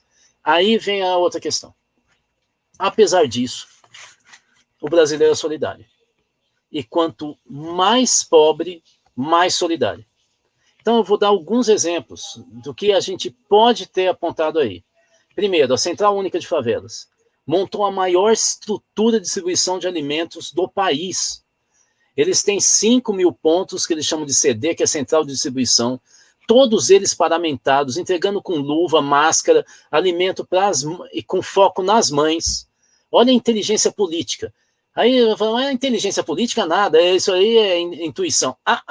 Eles financiaram a Central Única de Favelas, financiou pesquisa. Eles estão fazendo pesquisa periódica para saber como é que está a renda, quantas pessoas estão sofrendo. Vou dar um exemplo de uma favela, Paraisópolis. Paraisópolis decidiu, olha que coisa genial, Bia e Neila, decidiu eleger prefeito de rua. Agora, cada quarteirão tem um morador que é eleito e ele passa toda manhã de casa em casa daquele quarteirão para ver. E aí, aqui tem 5, né? Quantos estão doentes? Está todo mundo bem? Está doente? Qual é o sintoma? E informa isso numa relação direta com a Secretaria Municipal de Educação e a Secretaria Estadual. Eu venho falando, mas para vereadores de São Paulo, de outras capitais, agora que eu estou me dando conta que eu não enchi ainda os vereadores de BH. Então, vou encher a Assembleia Legislativa através de uma deputada. É hora da Assembleia Legislativa e as câmaras municipais das grandes cidades pobres de Minas Gerais, de elaborarem um mapa.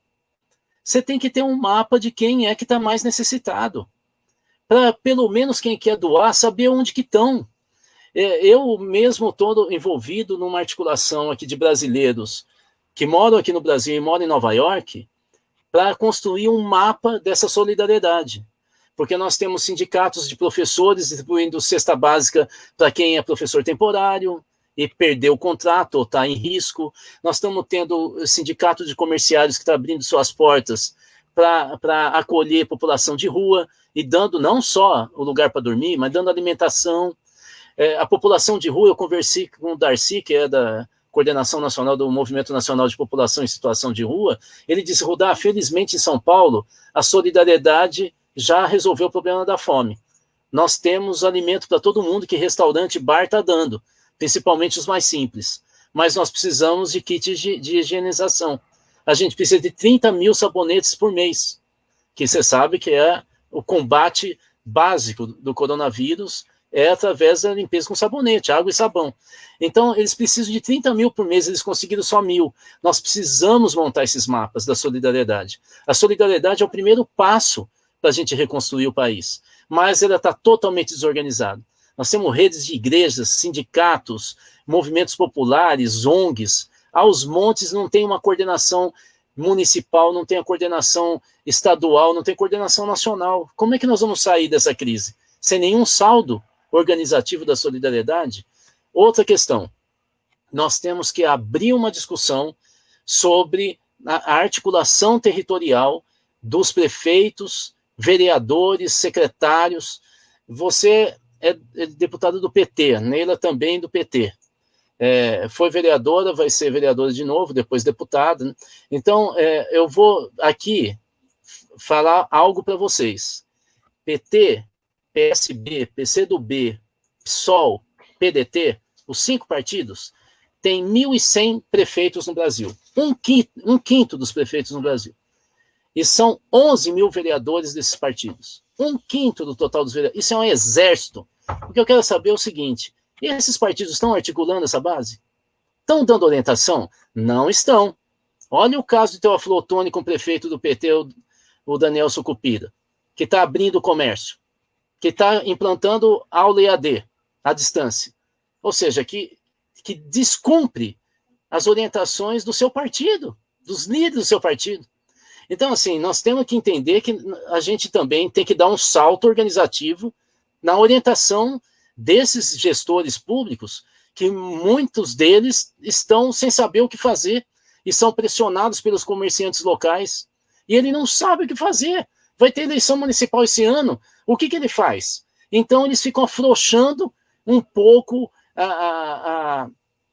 o isolamento social e começa a explodir morte, onde tem, em todas as cidades mineiras, onde começou a afrouxar o isolamento social, começou a ter crescimento de morte em 10 dias e de infectados. É uma coisa impressionante. Esse é o momento mais grave da pandemia aqui no Brasil. E as pessoas não estão percebendo. Eu fico me perguntando o que está acontecendo. E tem um terceiro patamar. O terceiro patamar das discussões políticas. Quais estratégicas? Nós vamos começar a emitir moeda para segurar a saúde? Porque até os liberais estão falando que se tiver emissão de moeda pelo Estado sem consumo, não gera inflação. Nós vamos taxar as grandes fortunas? Nós vamos recuperar a sonegação, esses 13% do PIB de sonegação no Brasil? Qual é a política nacional? O que nós vamos pensar do SUS daqui por diante? Vamos destruir de uma vez por todas essa emenda constitucional que gerou o teto dos gastos na área social? Nós vamos reconstruir o país? Agora, será que não ficou claro que os liberais não têm nada para dizer em momentos de crise? Que é o Estado que faz a intervenção? É o Estado que tem poder para solucionar? Para terminar, e para falar para vocês como nas crises graves, agudas da sociedade mundial, e o Brasil não foge disso, é aí que a gente vê o caráter das pessoas. Não é na bonança, é na crise que a gente vê quem tem caráter. E qual é o caráter dela? Vou dar um exemplo para vocês. No sábado agora vai ser lançado um movimento belíssimo chamado 10+10. É um movimento de jovens que eles estão procurando, e vocês vão ver a pujança, vocês vão ver youtubers, vocês vão ver artistas, jogadores, é uma coisa impressionante. 10 milhões de jovens vão entrar numa gincana para ajudar 10 milhões de famílias no Brasil. É isso que falta no Brasil, falta pensar grande. Eu estou sentindo, depois que eu vi a Anitta discutindo política, que talvez ela participe desse movimento, eu estou sentindo, depois que eu vi o Felipe Neto, que a juventude brasileira começou a sentir que esse discurso de salve-se quem puder, se eu fico rico rápido, se eu resolver... que esse discurso tem alguma coisa errada. Porque não adianta eu ser eu ter sucesso individual e viver num mar de decepção, frustração e tristeza. Eles estão começando a discutir política. Esse é um momento belíssimo da história do Brasil em meio a muita tragédia. Ou seja, esse é um momento, e os jovens estão se encontrando nesse 10+10. Eu não vou falar agora, porque vai ser lançado no sábado, e aí vale a pena acompanhar. Eu termino aqui, então, agradecendo muito essa oportunidade. Se eu entendi bem, nós estamos terminando, é isso, Bia? Essa oportunidade, você sabe que eu sou filho italiano e sou educador, portanto, somando os dois, dá um tagarela que não tem saída, não tem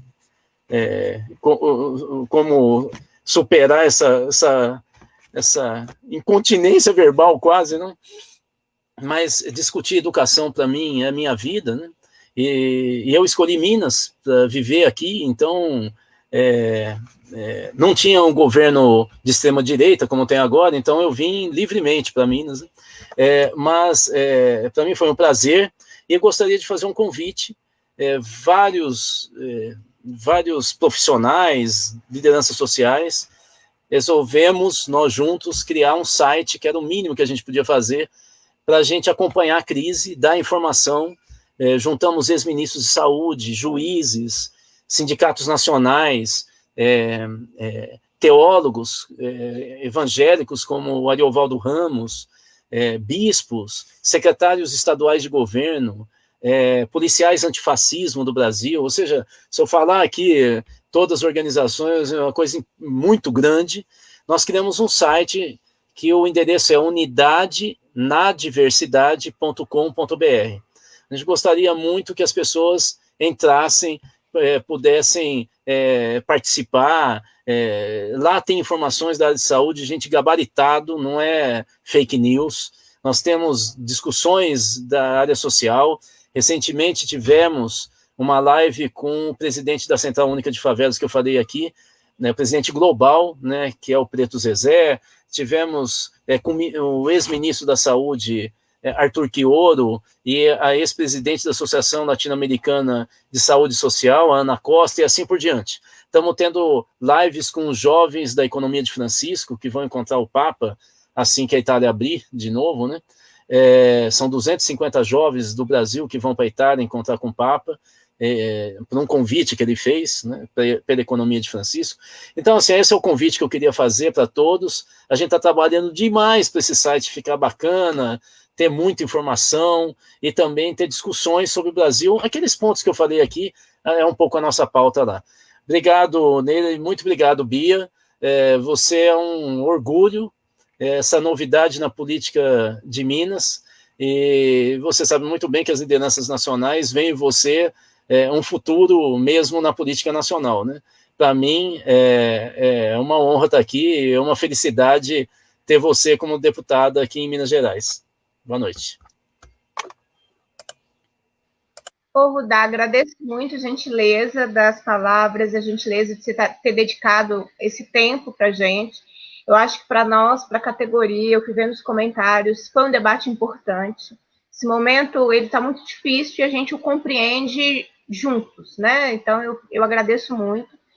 Eu vou compartilhar depois o site nas minhas redes para as pessoas acompanharem, mas me permita aqui cumprimentar a Denise, coordenadora do Sindiúte, que está nos acompanhando. Um beijo para ela. Um beijo para o Jairo, que é o presidente da CUT Minas, que está fazendo uma rede de solidariedade também com alguns sindicatos. Cumprimentar o Aurívio, que é o presidente do Conselho Estadual do Fundeb, que, né, tem 2 semanas aí também fazendo uma batalha importante para mostrar os números do Estado, que tem, né, que a gente está disputando o orçamento, que tem o dinheiro. Cumprimentar a Valéria, da Pedreira Prado Lopes, que está dizendo que o MTD tem um trabalho importante. Eu acho que, inclusive, sexta-feira eu vou lá, se o convite estiver de pé, Valéria, eu estarei lá com vocês na sexta. Cumprimentar o vereador Valdir de Sobralha, que está aqui conosco. Você fez um comentário e as pessoas não estão percebendo, eu sinto isso também. Mas nós temos 2 problemas. Um problema se chama Jair Bolsonaro. Você tem um presidente que ele quebra isolamento, ele incentiva as pessoas a quebrarem, ele ironiza a morte, ele desrespeita as pessoas, desrespeita a dor das famílias. Então, isso tem impacto. A gente acha que não, mas isso acaba tendo impacto. A gente que entende esse processo todo e compreende o que é essa pandemia, mas muitas pessoas acreditam nisso que ele diz, ou então ficam na dúvida se essa pandemia é realmente tudo isso que nós estamos conversando. E aí, quando você tem um presidente fazendo o que faz, né, perguntando diante de tantas mortes, e daí, das pessoas, isso leva, de fato, as pessoas a terem, às vezes, uma maior dificuldade de compreensão. E o segundo problema é o governador de Minas. É um governador que não lidera, é um governador que deixou a própria sorte os municípios, está cada município por si. Né? Então, por exemplo, você citou Teófilo Otoni, eu conversei com várias pessoas lá tem um movimento de extrema-direita que foi para a rua fazer manifestação pela abertura do comércio, pelo fim do isolamento. Você teve essa disputa de agenda pública, inclusive, né? Tem um deputado, inclusive, que me ironizou. Você está fazendo live de casa? Eu falei assim, é claro que eu estou em isolamento social, e você está fazendo de onde? Eu estou fazendo na rua. Mas é porque ele é um incentivador da quebra do isolamento social. Então, de fato, tem essa disputa, e o governador não nos lidera, né? O governador abriu mão de dinheiro importante da Lei Candir por um acordo que Minas perde. É um governador que não consegue liderar, acho que você disse isso, né? Nas crises a gente identifica o caráter, a gente também identifica as pessoas como um todo. Então, falta liderança. Né? A gente não tem um governador como um líder. Né? Você tem a construção de uma imagem do homem simples, caipira, contra o sistema. Né? Isso é uma construção, um marketing, uma construção de uma imagem. Isso aí não tem nada de simplicidade, tem muito marketing. Então, quando a gente tem um governador e um presidente nas condições que nós estamos enfrentando, e a gente também tem algumas coisas estranhas, né? Assim, eu vi a repercussão de uma fala do presidente Lula, que o presidente Lula pediu desculpas por possivelmente ter desrespeitado as famílias. Poxa, o Lula pediu desculpas por uma frase. O presidente da República incentiva a morte, e as pessoas não se incomodaram tanto com o que o presidente fala todos os dias, com uma frase do presidente, que inclusive ele pediu desculpas. Né? Então, a gente vê aí uma dimensão muito, muito estranha.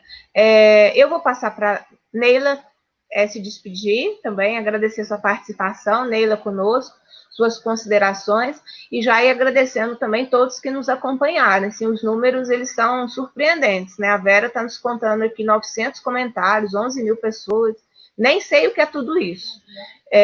Mas vou passar para a Neila fazer as considerações, e depois você manda o nome do livro de novo para a gente incentivar as pessoas.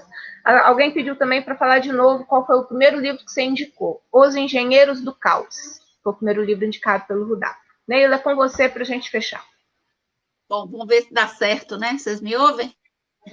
Muito bem. É uma pena a gente teve essas interrupções, mas eu pude acompanhar um pouco todas as contribuições do Rudá, as preocupações que ele coloca e as reflexões, e elas são, de fato, fundamentais. Nós temos o dever de pensar coletivamente o que nós vamos fazer com a vida pós-pandemia, né? Isso é um fato. Não como algo que tem que ser urgente para amanhã, mas pensar, fazendo hoje as ações e pensando em como que nós vamos superar e vamos sair disso para frente. E nesse sentido, Bia, eu acho até que no aspecto da educação, uma das coisas que talvez a gente devesse se esforçar para construir era uma audição dos pais com relação a isso tudo que está acontecendo. Dos pais, aí digo, na linha do Rudá, as mães, né? Porque elas estão vivendo tripla, quádruplamente os problemas da família. E para ouvir delas, né? Ver como é que elas percebem e sentem esse dilema que está colocado.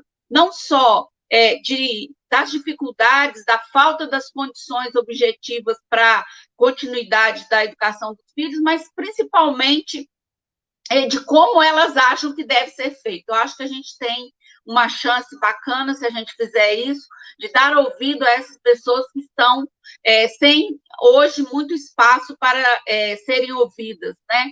Assim como eu acho que nós vamos precisar cuidar de dar atenção ao adoecimento dos trabalhadores da educação.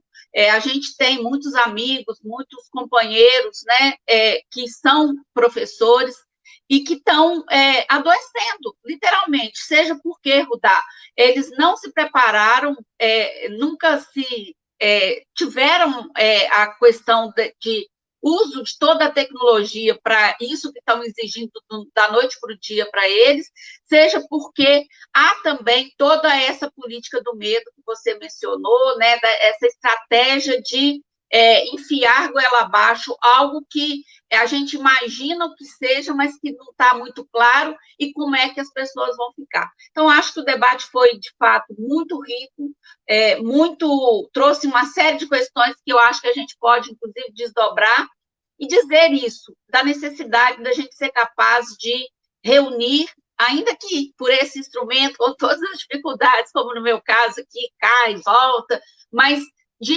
estruturar possibilidades, saídas, e que eu acho, eu sinto pela minha experiência, vivência, que é só possível se a gente construir coletivamente a partir de tudo aquilo que vários de nós estamos vivendo. É isso, eu acho que essas são as nossas possibilidades, vamos em frente com determinação, porque também é nossa responsabilidade ajudar a construir saídas.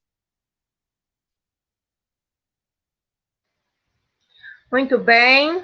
Olha, Rudá, você está com vários elogios aqui, depois você vai lá ler todo mundo. Eu sempre leio todos ou a maioria, gente, mas hoje, de fato, a gente teve um recorde de comentários que eu não consegui acompanhar, mas tem aqui, tem vários. Ouvir Rudá, aqui, ó, ouvir Rudá tagarelar dessa forma é acalentador. Amália Henrique está dizendo aqui. Tinha um comentário da Judite, lá de Nova Era também, que adorou te conhecer. Aqui, ó, Rudá, encantada com sua fala, temos que pensar grande e apoiar as bases nos municípios. Eu acho que esse é um outro esforço, sabe, Rudá? Assim, eu falo muito nos espaços que eu estou, que a gente precisa também aprender a se antecipar, a pensar o próximo passo. Essa é a tarefa mais difícil, né? A gente tem que se antecipar, a gente tem que ter ações de curto prazo, mas a gente tem que ter ações que sejam de longo prazo, né? E precisa ter essa coordenação desse processo. A gente tem que se antecipar. Eu acho que essa é uma tarefa cada vez mais urgente para todos, em todos os espaços que nós estamos. Aqui tem muitos comentários. A Márcia Barreto, gratidão. A Elizabeth Godoy dizendo, amei, te ouvi. A Maísa lá de Caratinga conosco. A Jurama Maia agradecendo. Enfim, tem vários aqui. Hoje eu não consegui ler todos, vocês me perdoem. Eu acho que tem 2 desafios aqui, além de todos que o Rudá trouxe, o desafio organizativo, o desafio de articulação, que, de fato, há uma dispersão e a gente precisa se articular nesse momento. A Neila traz o desafio da gente fazer a escuta das mães. Nós vamos organizar um momento, né, chamando mães. Eu acho que esse debate do adoecimento dos profissionais é muito importante. O Rudá trouxe vários elementos aqui das condições, inclusive uma pesquisa anual. Nós temos que conversar sobre isso, esse mapa, né, de quem está precisando do quê. Nós vamos tentar avançar nessa questão. Além de fazer todo o debate que nós fizemos aqui nesse nosso ao vivo, né, nessa nossa conversa. Então, eu quero agradecer, Rudá. Gratidão pela partilha conosco. Eu tinha combinado com você 1 hora, ficamos quase 2. Obrigada. Neila, também a gentileza de estar conosco aqui, compartilhando, né, uma visão do seu lugar, né, de ex-vereadora, de conhecer a cidade e também da assistência social. Agradecer todos que estiveram conosco. E também agradecer a Vera, que está aqui fazendo também, né, que organiza aí a nossa sala. Próxima quarta-feira nós vamos ter outro debate da educação, para que a gente se encontre. Eu acho que a riqueza também fica nos comentários, as pessoas conversam entre si, eu acho que isso é muito importante. Então a gente se encontra virtualmente aqui para debater educação na próxima quarta-feira. Tem outras também discussões que eu vou puxar semana que vem, vou divulgando aí, mas a nossa quarta-feira é sagrada para conversar sobre educação nesses tempos e se articular com essas tarefas que o Rudá e a Neila deixaram aqui para a gente. Então, um abraço, Rudá, um abraço, Neila, um abraço. Eu estou dando abraço, mas mandando beijos para todos que nos acompanharam aqui, fiéis, leais, nesse debate que nós tivemos aqui. Um forte abraço. E a nossa live vai ficar aí disponível para todo mundo acompanhar. E beijo para vocês, uma boa continuidade aí dessa semana que nós ainda temos alguns dias. Gratidão, Rudá, gratidão, Neila, foi uma grande aula, muito mais didática do que esse negócio aí que a secretaria inventou mesmo. Abraço. Porque esse trem, no caso de Minas, é um trem, né?